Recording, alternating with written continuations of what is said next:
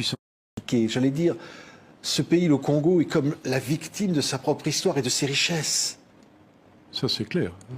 Si le Congo n'était pas un des pays qui recèle, que ce soit par son sol ou son sous-sol, ces richesses qui en font un coffre-fort de l'humanité en termes de matières premières et de minéraux rares, le coltan. Prenons le coltan que tout le monde a dans son téléphone mobile ou son laptop ou son ordinateur.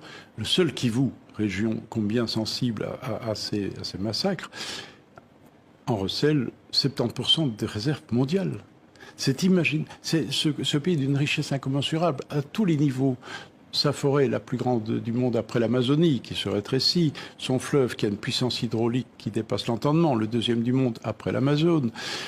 La terre congolaise, sur l'équateur, qui permet 2 récoltes par an. Donc s'il y avait des routes, des voies de chemin de fer, des voies navigables convenables, mais ça serait un exportateur, évidemment, en termes agricoles.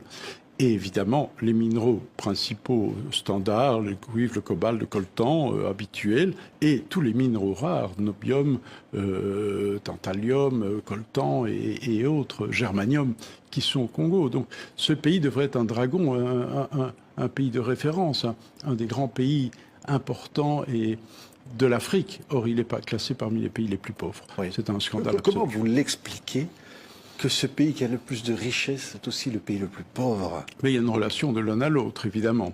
Et ce pays a fait l'objet de prédations, évidemment, multiples. Tous les vautours sont venus manger sur le corps de la bête, c'est évident. À commencer par les pays limitrophes qui sont venus faire la guerre, c'est bien expliqué dans le film, je pense. Des pays comme l'Ouganda, le Rwanda sont venus faire la guerre au Congo et piller les richesses du Congo, au point d'ailleurs de se faire la guerre entre eux.